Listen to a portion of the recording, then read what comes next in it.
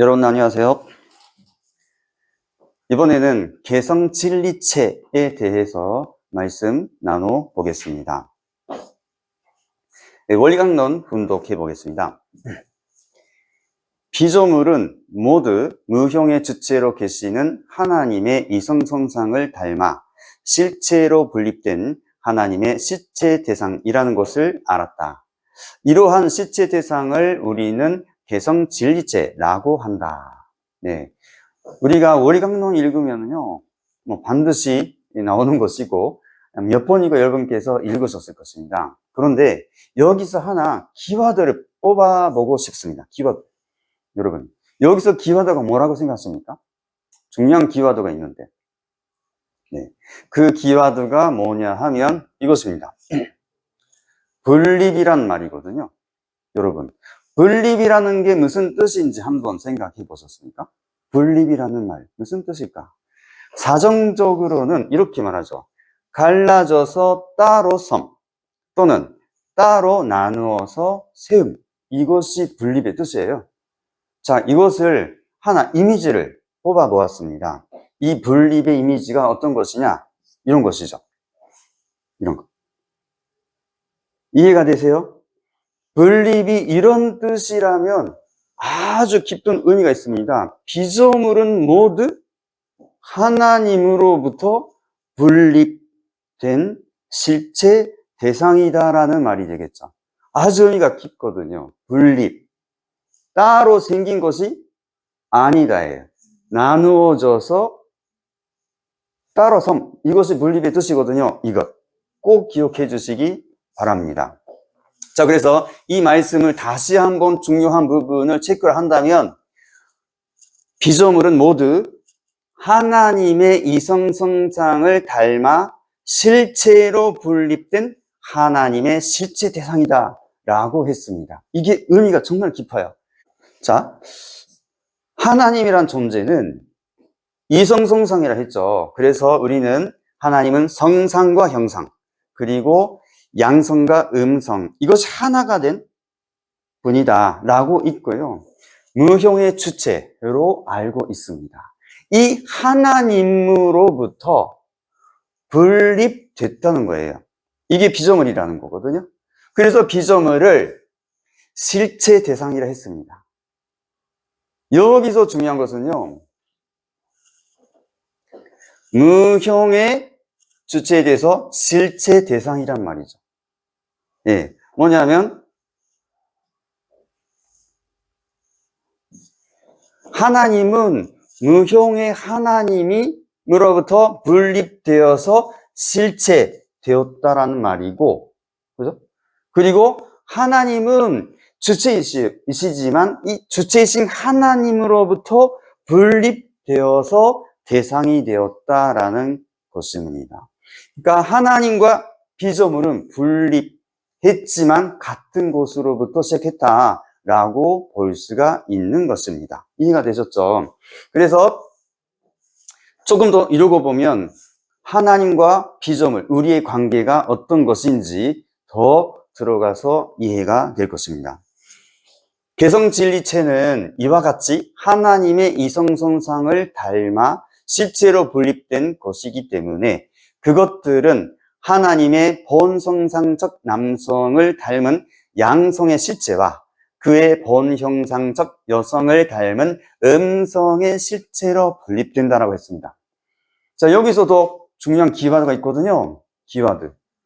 무엇일까요?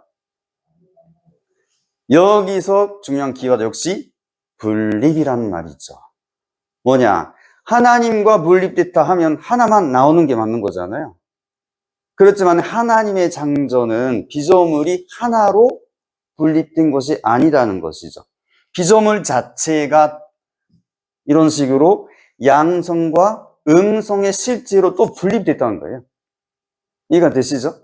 하나님으로부터 분립됐지만 이 피조물이 하나로 달랑 생긴 것이 아니라는 거예요. 이 피조물 또다시 쪼개가지고 분립했다는 거예요. 양성, 음성으로. 이게 중요한 부분이거든요. 자, 그러면 말씀 분독해 보겠습니다. 하나님이 자기 모양을 버려놓아 가지고 시체화시킨 것이 우주인 것입니다. 그러니 어떤 물건을 보더라도 거기에는 하나님의 성품이 들어가 있다는 거예요 라고 했습니다. 아까 말했지만은 피조물은 뭐라고요? 하나님으로부터 분립된 것이었습니다.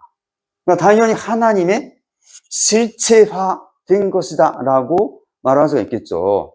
이해가 되시죠? 이게 우리의 모습이라는 것입니다. 특히 아담, 해와는 하늘나라와 땅의 전산천국과 지상천국을 이어받을 수 있는 왕자, 왕녀였다는 것입니다.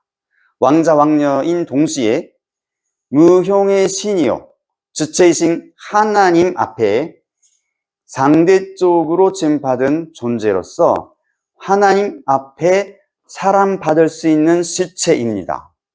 다음입니다. 무형의 하나님이 실체로 형현한 것입니다 라고 했습니다. 아담과 해와가 뭐예요? 누구예요? 여러분도 아담과 해와 아닌가요? 남성, 여성 맞잖아요. 그렇기 때문에 우리 모두가 사실은 하나님의 실체다라고 말하고 있는 것입니다. 이걸 꼭 알아둬야 돼요. 여러분, 옆에 있는 사람 보시죠. 보입니까? 무엇이 보이죠? 하나님의 실체가 보였다는 거예요. 이 몸은 완전히 하나님을 닮았다는 것입니다.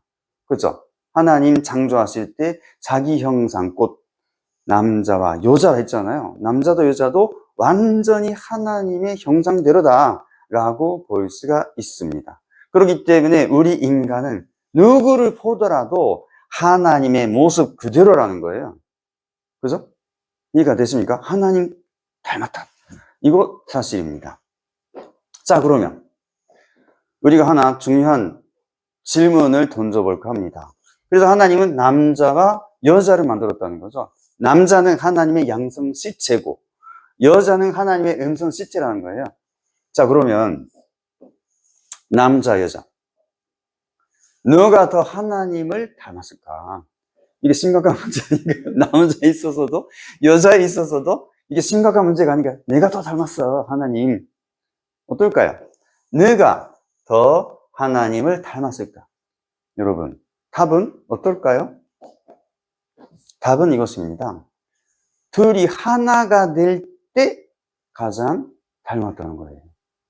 남자도 닮았고 여자도 닮았죠, 당연히. 그렇지만 반밖에 안 된다는 거예요. 왜? 아까 말했잖아요. 쪼갰다고. 분립을 한 거거든요. 그러니까 이것도 미완성이고 이쪽도 미완성이에요. 그럴 수밖에 없어요. 하나였던 걸 쪼갰으니까. 그죠? 그렇기 때문에 우리가 사상적으로 갖춰야 하는 것은 그렇구나. 남자 혼자 어떻게 하나님 닮을 수 있을까요? 여자 혼자 어떻게 하나님을 닮을 수 있을까요? 남자, 여자가 하나가 될 때 가장 하나님을 닮았다는 것입니다. 이 사상을 우리가 가져야 되거든요. 꼭 주체와 대상이 하나 될 때 가장 하나님을 닮았다라는 것입니다. 하나 될 때. 이해가 되시죠? 이런 사상을 우리가 갖고 있어야 돼요. 하나 될 때 더 가깝지, 하나님을. 이런 것입니다. 자, 그런데 이 주체와 대상의 유형은 여러 가지가 있거든요. 네, 인간 사회에 있어서 보면요, 이 주체, 대상, 유형은 이렇습니다. 예를 들어서 부모다. 부모가 있다 하면 누가 있죠? 당연히 자녀가 있겠죠. 부모와 자녀라는 주체, 대상, 유형이 있는 거예요. 그러면 그것뿐일까요? 당연히 형제와 자매가 있겠죠. 형제가 있으면 자매가 있겠죠. 남자, 여자란 뜻이 아닙니다. 형제의 자매가 있다는 거죠. 어쨌든 형제와 자매가 있겠죠. 이러한 유형도 있을 것이고, 그리고 당연히 남편과 아내라는 유형이 있다는 거예요. 이해가 되시죠? 이 관계가 다 주체, 대상 관계라는 것입니다. 네, 아까 뭐라고 했죠? 주체와 대상 누가 닮았다고요? 주체, 대상은 하나가 될 때 가장 하나님을 닮았다고 했습니다. 그러니까 부모가 부모로, 자녀가 자녀로, 이거 아니거든요. 부모와 자녀가 하나가 될 때 가장 하나님을 닮았다. 이것을 우리가 알고 있어야 합니다. 주체와 대상이 하나 되는 곳, 그거에 대해서 아버님 말씀을 읽어보겠습니다. 하늘 천자죠. 천도 두 사람이에요. 남자 여자도 둘이고 부모와 자식도 둘이고 형제도 둘인데 그 둘이 하나 되는데 하나님이 임재하시는 것입니다. 이해가 되시죠? 이 둘이 하나가 되는 곳에 하나님이 임재하신다는 거예요. 그럼 우리 생활의 지침이 어떻게 되어야죠? 하나님을 모시기 위해서는 어떻게 해야죠? 내가 혼자 기도하면 되나요? 내가 혼자 수행하면 되나요? 아니라는 거죠. 우리가 이미 태어났다는 사실은 부모가 있을 것이고, 그죠? 그리고 형제가 있을 것이고, 그리고 결혼했다면 아내가 있을 것이고 남편이 있을 거 아니겠습니까? 그러면 내가 하나님을 모시기 위해서는 어떻게 해야 되죠? 둘이 하나 되는데 하나님이 임재한다는 거예요. 그것을 찾으러 가야겠죠, 우리가. 네, 이것뿐만 아닙니다. 왜 쌍쌍으로 되어 있느냐? 두 존재가 하나 되는데 행복이 있기 때문입니다. 거기에 참사랑이 있고 참사랑이 모든 것을 하나 되게 할 수 있습니다. 이렇게 말씀하셨습니다. 내가 혼자 있는 것이 아니라 주체와 대상이 하나 되는데 하나 되는 곳, 거기에 행복이 있고 하나님이 함께 하신다. 이렇게 알고 있다면, 자, 참사랑을 이루려면 우리가 어떻게 하죠? 이걸 알고 있다면, 아, 그렇구나. 하나가 돼야지 하나님이 임재하실 수가 있고 행복이 있겠구나 라고 생각한다면 어떨까요? 개인주의. 여러분, 개인주의. 하나님을 모실 수가 없겠죠. 행복이 없겠죠. 둘이 하나가 돼야 하나님 계시고 행복하다 했습니다. 그렇기 때문에 개인주의는 사랑을 이룰 수 없다는 거예요. 이룰 수 없습니다. 여러분도 개인주의적 세계가 있지 않을까요? 네. 그 사상 속에는 하나님 계실 수가 없다라는 것입니다. 같이 있을 수가 없어요. 개인주의는 사랑을 이룰 수 없습니다. 아무리 유명한 사람이라도 혼자서는 사랑을 찾을 수 없어요 라고 했습니다. 혼자는 찾을 수 없는 거예요. 이게 사실입니다. 그리고 왜 위하여 살아야 되느냐? 상대로부터 사랑이 찾아오기 때문입니다. 진정으로 위해주는 데 있어서 사랑이 나를 찾아와 가지고 나를 사랑의 주인으로 만들어주는 것입니다 라고 하셨습니다. 여러분, 놀라운 말이거든요. 사랑은 어디서 온다고요? 사랑은 상대로부터 찾아온다는 거예요. 이게 지금까지 타락한 역사에 없던 말이거든요. 아마 역사상 모든 사람들은 사랑은 내 거야 라고 생각해 봤을 것입니다. 내가 너를 사랑하지. 이렇게 생각했을 것입니다. 그러나 아버님은 그렇게 말씀하시지 않습니다. 사랑은 상대로부터 사랑이 찾아오는 거야. 이 의미를 깊이 알아야 되거든요. 그리고 내가 사랑의 주인이 되기 위해서는 어떻게 해야죠? 여기 말씀대로 사랑에 위하여 살아야 내가 그 사랑의 주인이 될 수가 있다라는 것입니다. 자, 여기까지 말한 내용, 개성진리체를 중심으로 말씀드려봤는데, 개성진리체를 중심으로 정리를 한다면, 첫 번째, 무형의 주체이신 하나님의 실제 대상이다 했습니다. 그죠? 실제 대상에 하나님이 실제가 됐다는 거예요. 개성진리체라는 말은 개성진리체, 하나님의 실체 대상이라는 거죠. 무형의 하나님이 실제로 나타났습니다 라고 할 수가 있습니다. 그래서 사랑은 무형의 하나님이 실제로 현현한 것이다 라고 아버님은 정확히 말씀 주셨습니다. 옆에 사람 보시죠. 네, 옆에 사람. 그분이 누구신가요? 네, 하나님이 실체로 나타난 분이다. 이게 사실이거든요. 나도 그렇지만은 옆에 있는 사람도 똑같다는 거예요.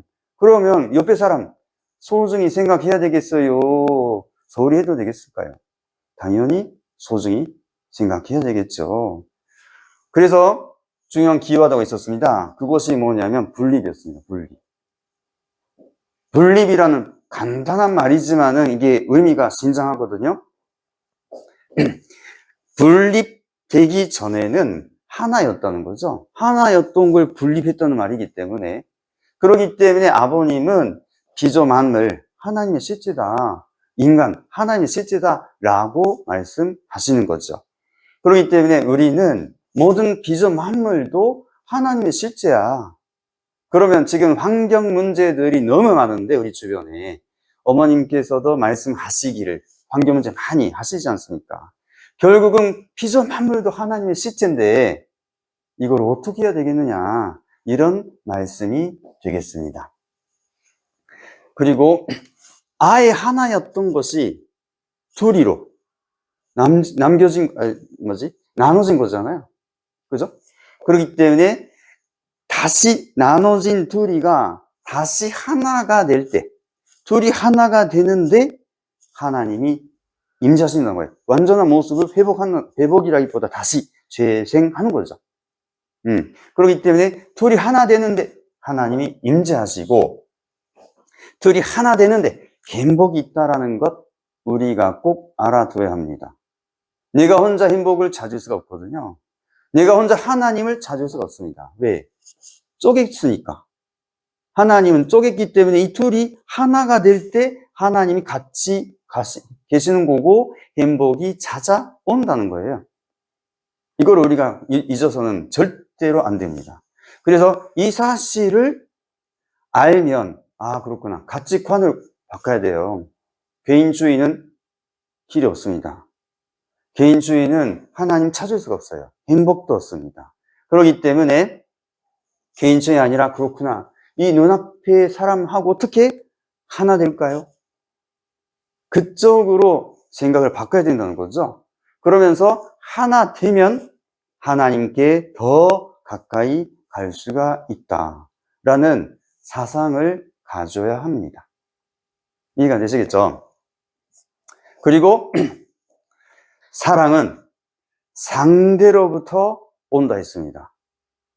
이것이 타락세계에는 없는 개념이거든요. 사랑은 내 것이야, 내가 너를 사랑하지 라고 생각은 하더라도 상대로부터 사랑이 찾아온다라는 개념은 없을 겁니다. 왜냐? 타락으로 인해서 사랑에 대한 개념이 바뀐 거예요.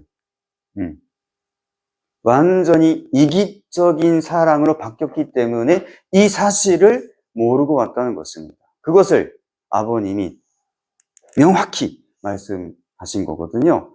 사랑은 상대로 찾아와요, 나한테.